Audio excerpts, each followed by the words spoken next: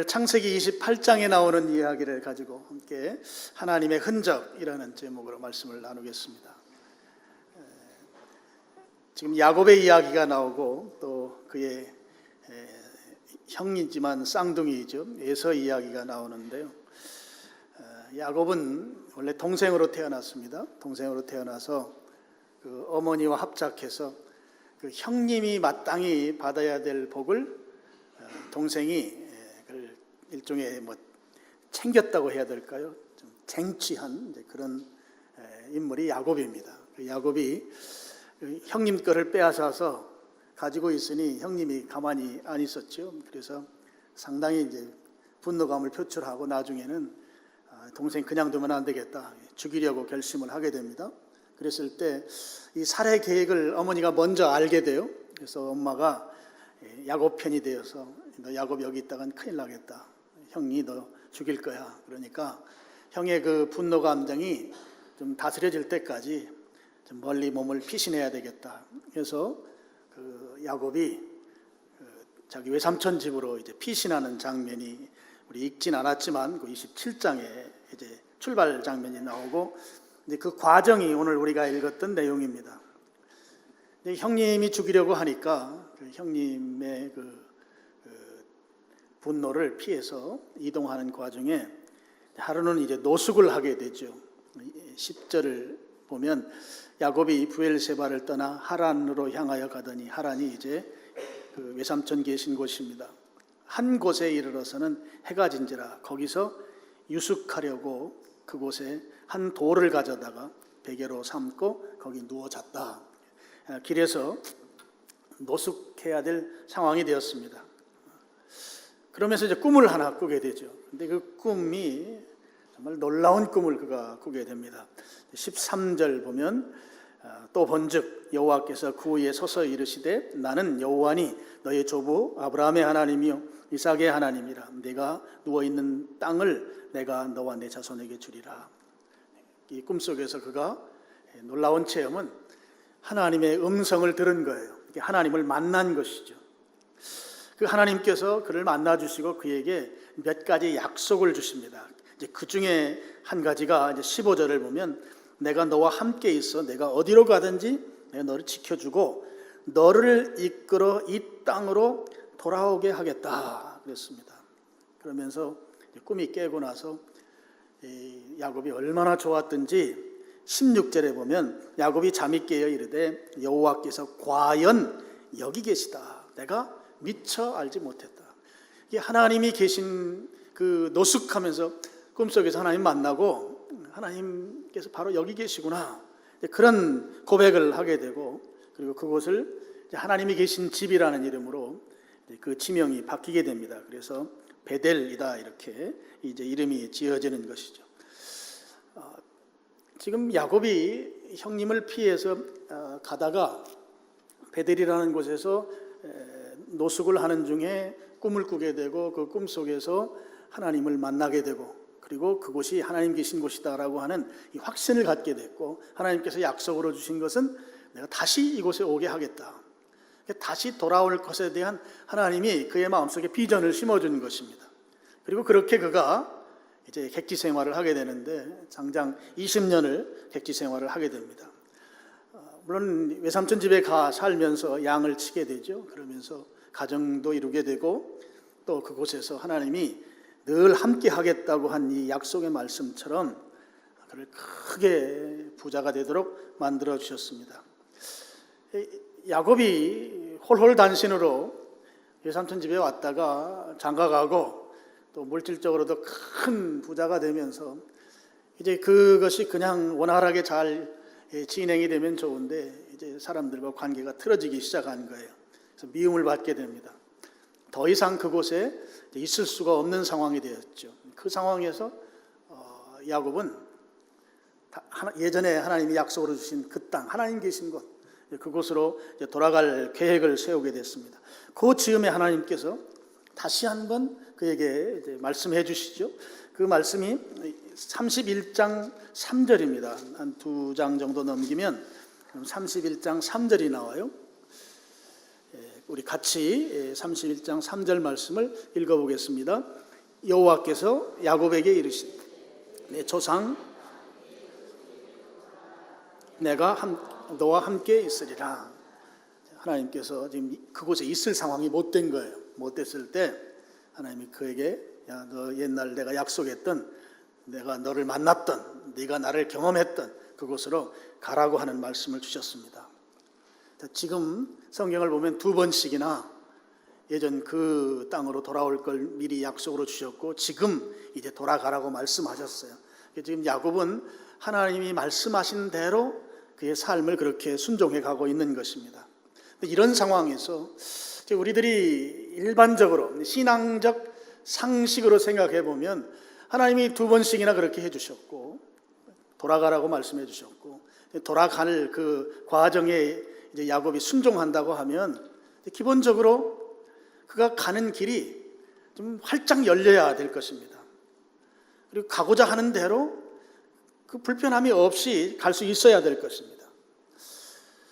하나님께서 바로 그의 결심대로 말씀하시고 그가 결심한 대로 그 길을 갈 수 있도록 하나님이 길을 열어주시고 그래서 야곱은 가면서 하나님이 음성을 주셔서 그 말씀대로 내가 순종했더니 길이 잘 열렸다 이렇게 고백하면 얼마나 좋겠어요. 그런데 이것이 우리가 가지고 있는 일반적 상식인데 그 상식대로 지금 일이 풀려지지 않고 있습니다. 하나님이 돌아가라고 해서 돌아가려고 하는데 그 가는 길이 너무나 험난한 것이죠. 장애물이 너무 많습니다. 우리들의 그 신앙의 여정도 이런 경우들이 있을 수 있다고 생각해요. 하나님의 뜻대로 내가 산다고 사는데 그러면 하나님의 뜻에 순종하면 일이 잘 풀려야 되지 않겠어요? 그리고 조금 늦더라도 하나님 뜻대로 가면 그 하나님 뜻대로 갈 수 있도록 상황들이 좀 바뀌어줘야 되지 않겠어요? 근데 지금 야곱을 보더라도 또 우리가 가지는 일반 상식은 그런데 우리의 삶의 상황은 그렇게 전개되지 않는 경우들이 왕왕 있다고 하는 것입니다. 야곱의 경우도 마찬가지죠.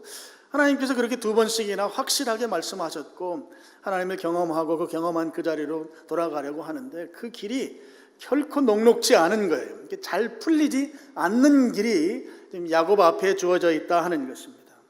그럼 이런 상황에서 어떻게 해야 할 것인가? 오늘 말씀의 중요한 요점입니다. 지금 야곱에게 있어서 고향으로 돌아가려고 하면 그 왕년의 형님과의 그 원한 관계 이 부분이 해소가 돼야 합니다. 지금 형님은 듣자 하니 400명의 아주 정예 군대를 훈련시켜서 어떻게 해서든지 야곱을 만나기만 하면 그를 이 땅 사람이 되지 않도록 하겠다고 하는 그런 계획을 지금 가지고 있는 것이죠. 우리가 어떤 분노 감정이나 원한 감정이 시간이 지나면 조금 옅어져야 하는데 지금 야곱의 형님 같은 경우는 점점 더 강화되어서 지금 나타나고 있어요. 20년이 지났는데도 말이죠. 그런 상황이에요. 하나님이 가라고 하셨는데 그 가야 될 그 여정은 정말 험난한 여정인 것이죠. 그리고 갔을 때 그가 죽을지도 모르는 그런 상황이 지금 야곱 앞에 지금 기다리고 있는 것이에요. 그런 상황에서 하나님의 뜻대로 순종하자니 순종할 만한 여건이 지금 형성이 되어 있지 않은 거예요. 그럼 이런 상황에서 야곱이 어떤 태도를 보이는가? 또 우리들이 그런 상황 가운데 처해 있을 때 우리는 어떻게 처신해야 될 것인가? 오늘 우리가 좀 깊이 묵상하고 상고해야 될 영역이다 하는 것입니다. 오늘 그것을 알 수 있는 야곱이 그 상황에서 어떻게 처신했는지를 알 수 있는 성경 말씀이 창세기 32장 24절 말씀이에요. 우리가 많이 알고 있는 말씀입니다. 창세기 32장 24절 말씀을 같이 읽어보겠습니다. 시작.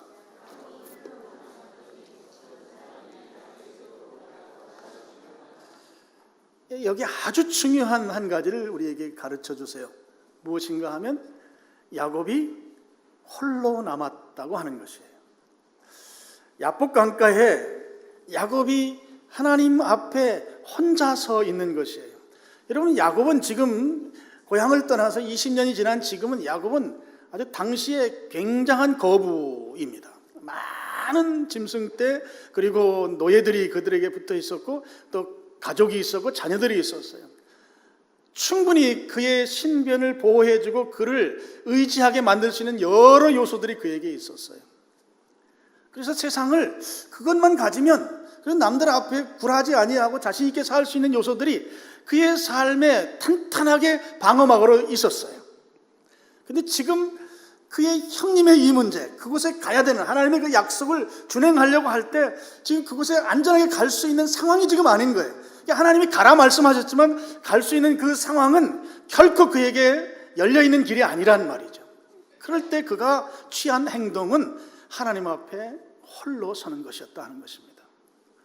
그의 상황을 충분히 방어해 줄 수 있고 그로 하여금 그의 지금까지 유지해왔던 그 삶을 지속시킬 수 있는 여건들이 다 있었지만 그것을 다 내려놓는 그런 용기를 지금 야곱이 보여주고 있다고 하는 것이죠.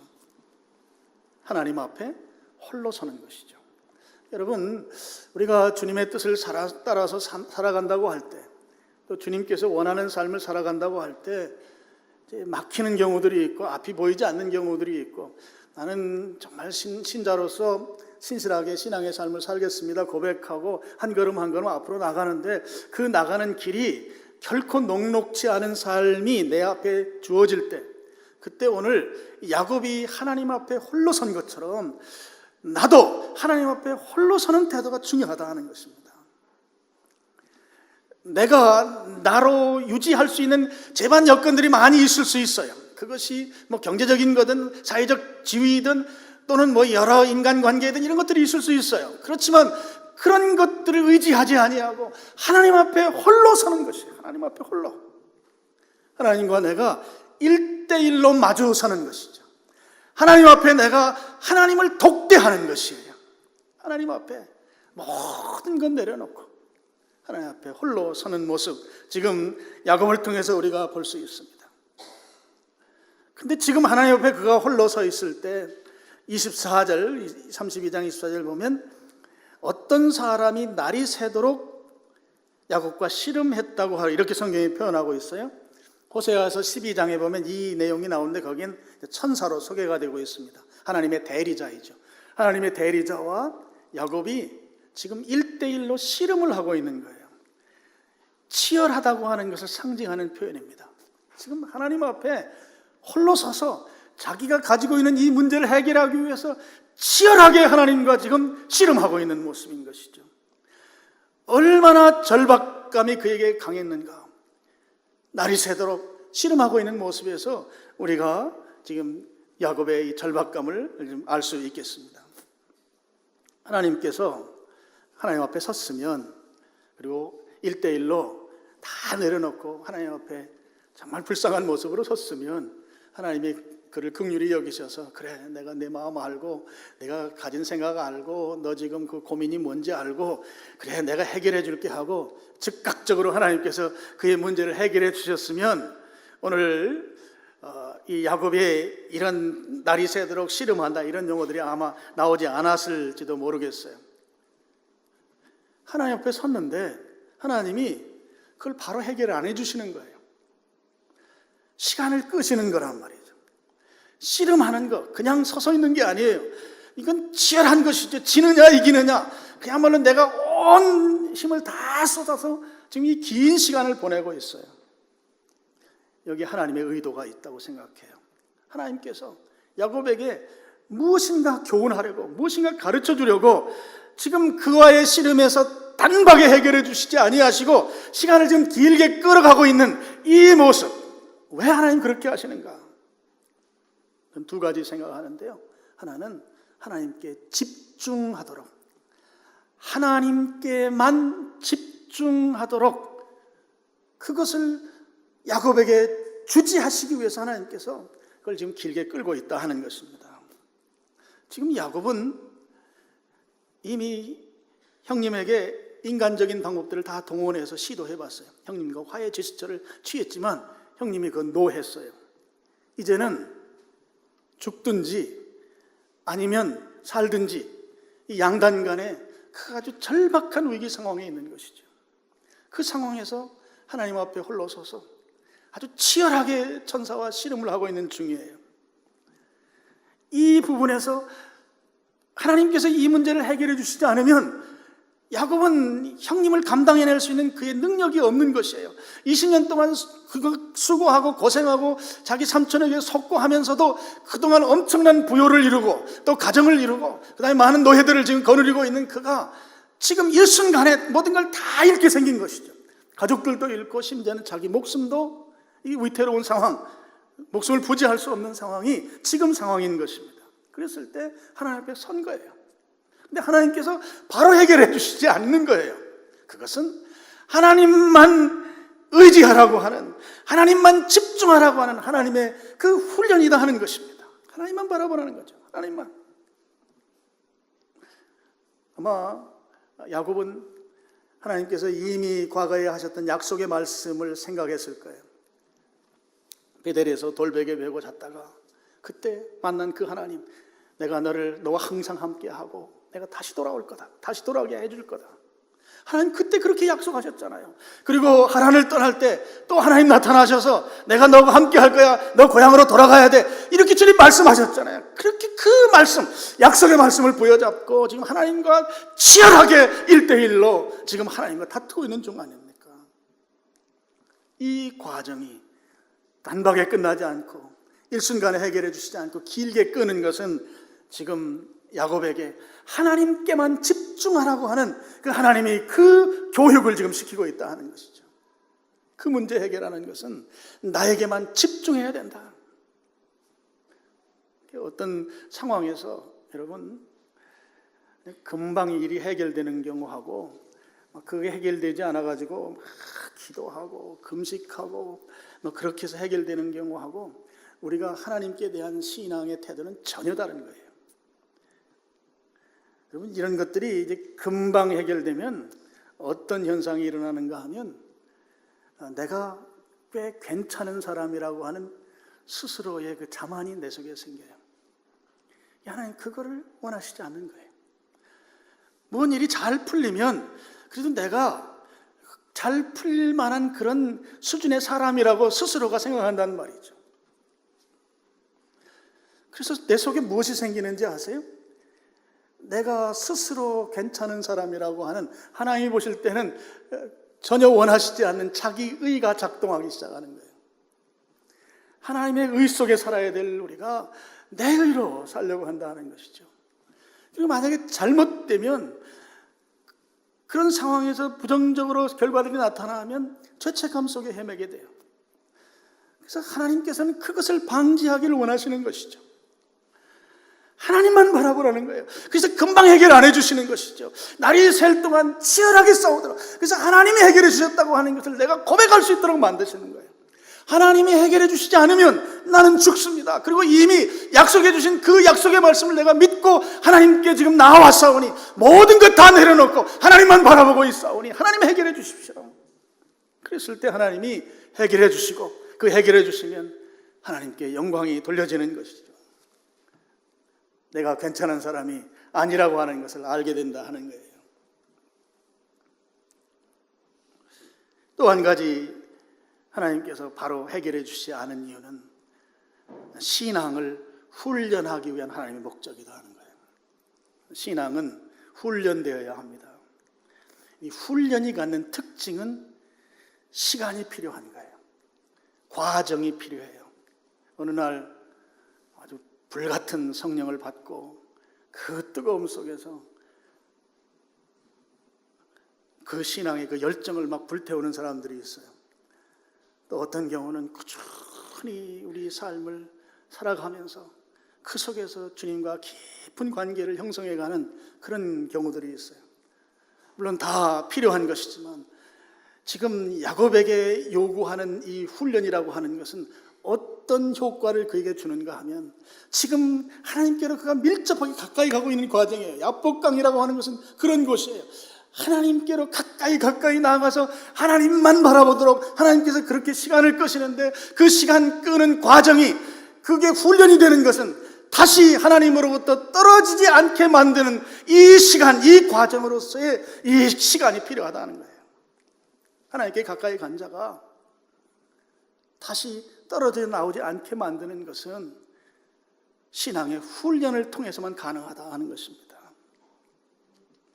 하나님으로부터 멀어진다고. 그걸 방지하려면 지금 내게 가까이 온 그 신앙으로 앞으로 지속해서 살아가야 될 터인데, 살아가려면 그냥 단박에 해결해 주면 그게 불가능하고 긴 시간이 필요하다는 거예요. 긴 시간, 치열하게 하나님과 1대1로 마주선 그 시간이 순간이 아니라 긴 시간이 필요하다.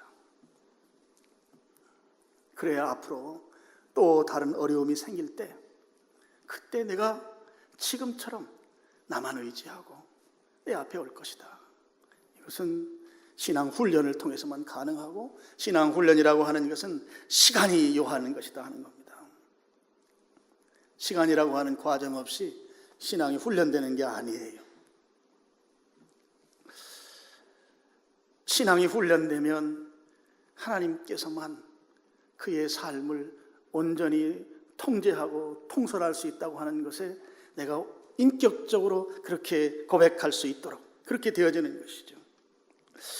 지금 야곱이 하나님의 약속의 말씀을 따라서 베델로 가야 돼요.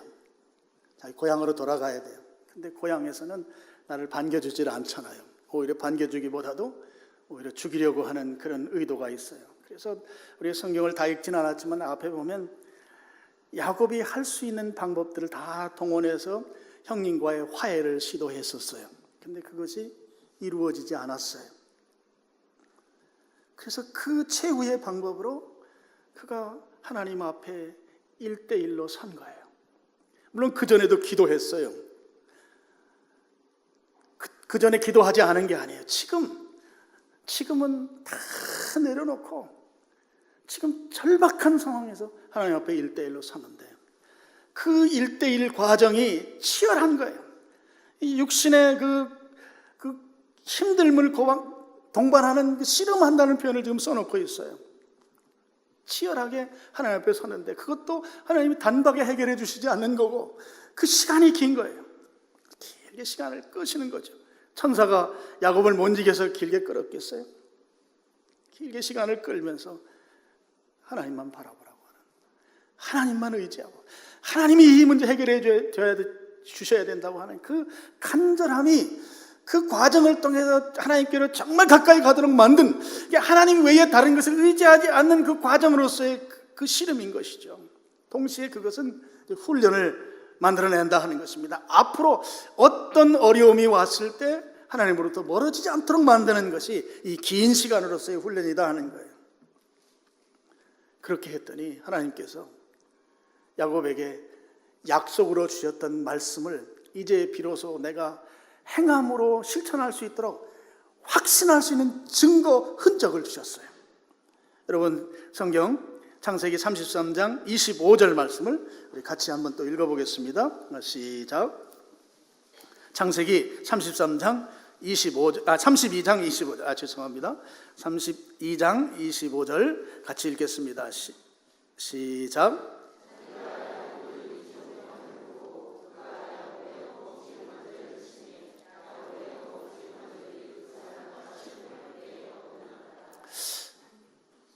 우리가 기도하면 하나님께서 우리가 좋아하는 방향으로 응답해 주셔야 되잖아요. 하나님 나 돈 주세요. 그러면 하나님이 돈을 주셔야 된단 말이죠. 지금 야곱이 야복강에서 하나님과의 1대1 독대 중이잖아요. 지금 그의 문제가 뭐예요? 형님이 자기 죽이는 거예요. 그동안 모아놓은 재산도 다 의미가 없어져요. 가족들이 있어요. 자녀들이 있어요. 다 죽음에 이를지 모르는 상황이에요.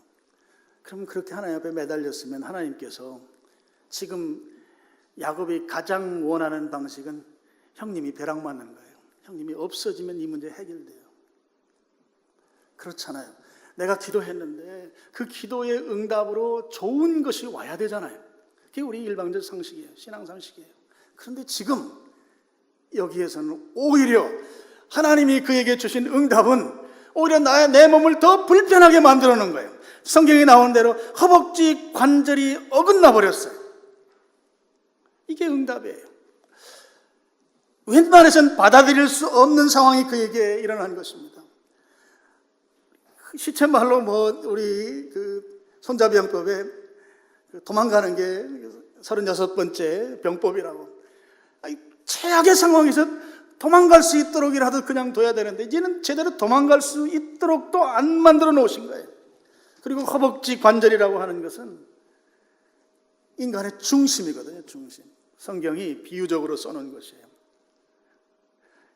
이 사람은 이제 남성으로서의 기능이 다 끝난 사람이에요. 하나님 완전히 망가뜨려 놓은 거예요. 아니, 그렇게 밤새도록 나를 붙들고 하나님께서 응답을 주신다고 한 그 결과가 오히려 더 불편하게 만드는 거예요. 이게 응답이라는 것이죠. 하나님께서 그의 허벅지 관절을 치신 이유는 지금 그것이 야곱에게 하나님을 1대1로 만났을 때 주신 그 응답으로 그가 받아들였던 것은 이제는 너는 나 없이는 살 수 없다고 하는 하나님의 메시지를, 응답을 그가 받은 거예요. 이제는 앞으로는 나 없이는 너는 절대 살아나갈 수가 없는 존재이다 하는 것이죠. 그것은 무엇을 말하는 거예요? 앞으로 내가 내 인생을 직접 인도해 갈 것이다. 너를 내가 직접 보호할 것이다. 너는 내가 안전하게 지켜줄 것이다 라고 하는 그 하나님의 메시지를 그가 받은 것이란 말이죠. 하나님께서 그에게 주신 응답이 너는 이제 나 없이는 못 살아. 내가 내 인생 책임질 거야. 너는 이제 도망도 못 가. 형이 너를 칼로 찌르려고 하면 너는 찔림 당해야 돼. 이제는 내가 내 인생 책임질 거야. 너 밤새도록 나하고 씨름한 이유가 바로 그거거든. 너는 이제 내 중심으로만 살아가야 돼. 내가 내 인생 책임질 거라고. 이것이 야곱에게 하나님의 흔적인 것이죠. 절뚝거리는 장애인이 되었습니다. 약복강 이전보다도 자기의 상황은 더 악화되어 있습니다. 도망갈 능력도 사라진 것이죠. 근데 야곱은 자신감이 생겼어요. 하나님의 응답을 받은 거예요. 하나님께서 자기하고 함께 한다고 하는 확신이 생겼어요. 그 확신이 허벅지 관절이 위골된 거예요. 어긋난 거예요. 그것을 보면서 이 하나님이 나와 함께 하신다. 내가 내 인생 책임지겠다고 하는, 너는 앞으로 나 없이는 살 수 없는 존재야 라고 하는 이 확실한 응답을 자기의 신체에 받은 거예요. 여러분, 오늘 우리들에게도 이런 삶의 상황이 있을 수 있습니다. 여러분에게 질문하고 싶어요. 여러분, 지금 내게 있어서 어긋난 허벅지 관절, 소위 하나님께서 하나님만 의지하라고 손댄 흔적은 무엇입니까? 다시 질문합니다. 지금 야곱에게 있어서 어긋난 허벅지 관절은 하나님께서 하나님만 의지하라고 하는 하나님의 흔적입니다. 오늘 내 삶 가운데 하나님만 의지하고 하나님만 믿고 하나님만 따라가라고 하는, 하나님 없이는 살 수 없다고 만들어놓은 내 삶에 하나님의 손댄 흔적은 무엇인가 하는 거예요. 내 삶 속에.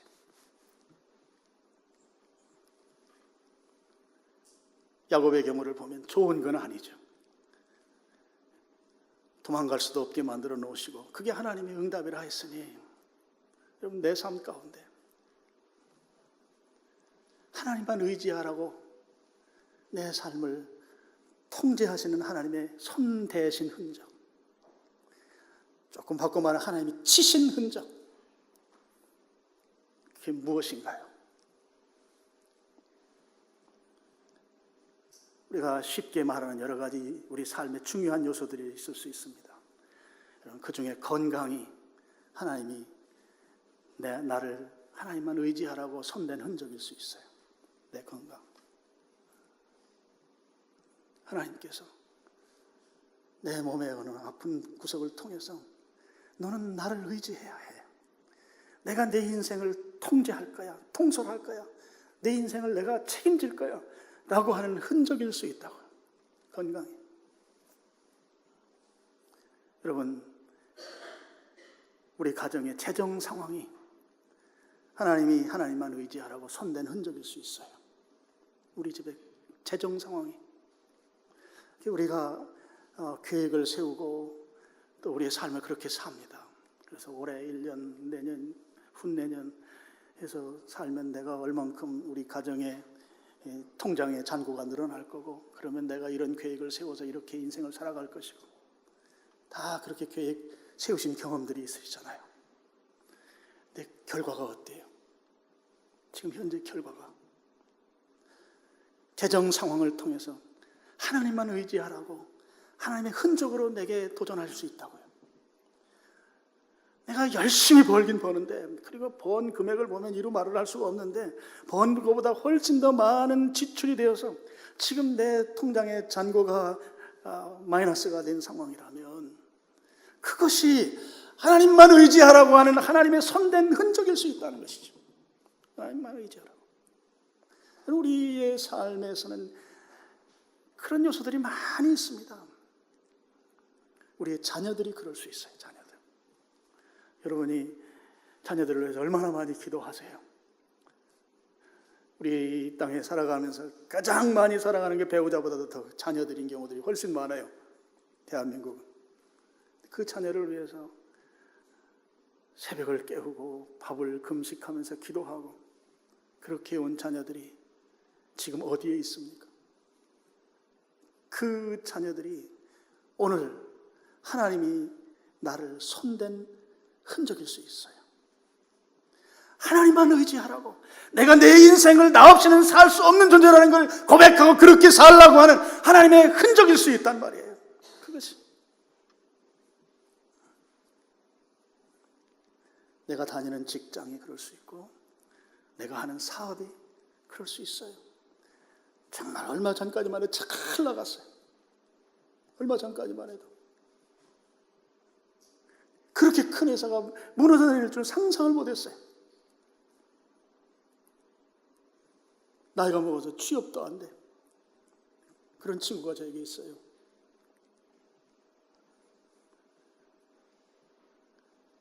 그것이 하나님만 의지하라고 하는 하나님의 손댄 흔적, 오늘 야곱에게 있어서 어긋난 허벅지 관절일 수 있어요.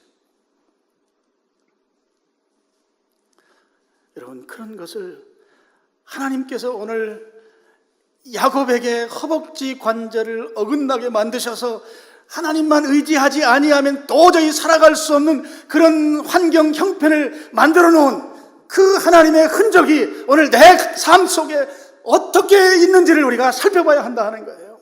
그리고 거기에 정직하게 반응해야 한다는 것이에요. 하나님 앞에 저는 하나님만 의지하며 살아가겠습니다. 하나님께서 나 없이는 살 수 없다고 말씀하신 그대로 하나님 없이는 저는 도저히 살아갈 수 없는 존재입니다. 하나님 앞에 굴복해야 돼요. 굴복. 그리고 하나님이 내 인생을 통제하고 핸들링해 가도록 내 인생을 주님의 뜻 앞에 맡겨야 되는 것이죠. 오늘 야곱은 절뚝거리면서 걷는 장애인이 되었습니다. 그것이 하나님의 응답이에요. 하나님이 그의 삶 가운데 내가 내 인생을 확실하게 통제하고 통솔하겠다고 하는 하나님의 확실한 흔적이 지금 장애인 된 것이란 말이죠. 그 확신을 가지고 그 형님을 만납니다. 어떤 현상이 일어나요? 33장 4절 말씀.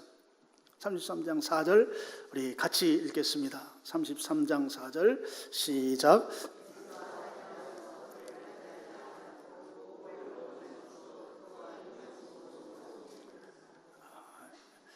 여러분, 이 상황은 지금 400명의 야곱과 그의 세력을 없애기 위해서 그동안 꾸준히 훈련한 아주 정예 군대가 있어요. 400명. 그리고 에서는 20년 동안 그의 분노 감정, 동생을 죽이겠다고 하는 그 분노를 삭히지 않고 오히려 더 확대하고 있는 상황이에요. 그런데 동생을 만났어요. 그런데 이 세상에 이렇게 반갑게 맞이할 수가 없는 거예요. 서로 달려가서 서로 맞이해서 환대하는 거죠. 서로 안고 목을 어긋 맞추고 입 맞추고 서로 운다. 지금까지 야곱이 그렇게 소민하면서 온갖 인간적 방법을 다 동원해서 형을 설득하려고 해왔건만 그것이 통하지 않게 됐을 때 하나님 앞에 1대1로 하나님을 만나서 그 하나님께서 나만 바라보라고 하는 그 집중하라고 하는 그 교훈을 받고 거기에 또 그것이 그에게 훈련이 되어서 그에게 가진 기도 응답의 흔적은 장애인이 된 모습으로 그렇게 형님을 만났는데 세상에 이런 일이 어떻게 일어나느냐고. 심리학에서도 답을 찾을 수 없는 거고 상담학에서 답이 나올 수 없는 거예요. 20년을 분노 감정을 키워오던 사람이 동생을 만나는 순간에 이런 대화해가 일어난다고 하는 것은 이건 세상의 이론으로는 전혀 적용이 되지 않는 결과가 여기에 나오고 있어요. 답은 하나님께서 하신 것이죠. 하나님이 야곱의 인생을 책임지시겠다고 하셨단 말이에요. 그렇게 하고 위골된 허벅지뼈를 만들어 놓으신 거예요. 그러면 이제 하나님이 책임지시는 것이죠. 책임지시는데 누구 하나 다치지 아니하고 화해가 일어나게 만드셨다는 거예요. 야곱이 천사와 긴 시간 동안 씨름하면서 그 시간을 통해서 하나님께서 너는 나에게만 집중해야 돼. 하나님께만 집중하는 신앙. 주변 거 바라보지 마라. 주변에 너를 유혹하는 것들 신경 쓰지 말고 나만 바라봐야 돼. 이게 약복강에서 만난 하나님이에요. 그리고 그 과정을 통해서 다시는 나로부터 멀어지면 되지 않아. 이게 긴 시간을 끈 이유예요. 훈련이에요. 훈련을 거치면서 하나님께서 그에게 그가 그렇게 원하는 확실한 응답을 주셨는데 그것이 어긋난 허벅지 관절이란 말이에요. 이제는 너는 내 스스로 할 수 있는 게 아무것도 없어. 내가 할 거야. 너 그렇게 기도한 대로 내가 내 인생 책임질 거라고. 우리가 신앙생활을 하면서 좀 약복강을 찾아야 되는 그런 상황들이 있을 수 있습니다. 그럴 때 다 내려놓고 하나님과 1대1로 만나시기를 축원합니다. 하나님과 1대1로. 내가 가지고 있는 인간적인 것들을 다 내려놓는 거예요. 그것들이 도움되었을 수도 있어요. 그런데 지금 약복강을 찾아야 되는 이 상황은 그것이 전혀 도움이 안 돼요. 오히려 해로워요. 하나님만 만나야 돼요. 하나님만. 1대1로 발가벗은 모습으로. 그 절박성으로 하나님을 만나면 하나님께서 그 인생을 책임져 주시는 방법으로 흔적을 주신다 하는 것입니다. 오늘 하나님께서 여러분 각자 또 여러분의 가정에 약복강으로 초대하고 계시다. 거기에서 다 내려놓고 하나님과 독대하시는 거예요. 독대. 1대1로.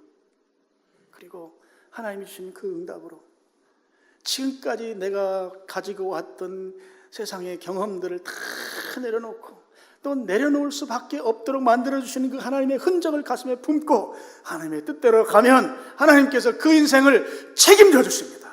그 인생을 하나님이 살아주시는 것이죠.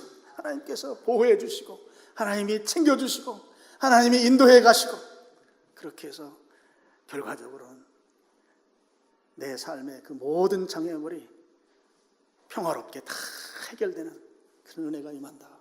오늘 이 말씀을 통해서 여러분이 꼭 기억하시고 약복강이 필요한 분들이 계시다면 하나님께로 가서 나의 약복강에서 하나님을 1대1로 만나세요. 남편도 아내도 목회자도 다 필요 없어요. 하나님과 1대1로 만나세요. 1대1로.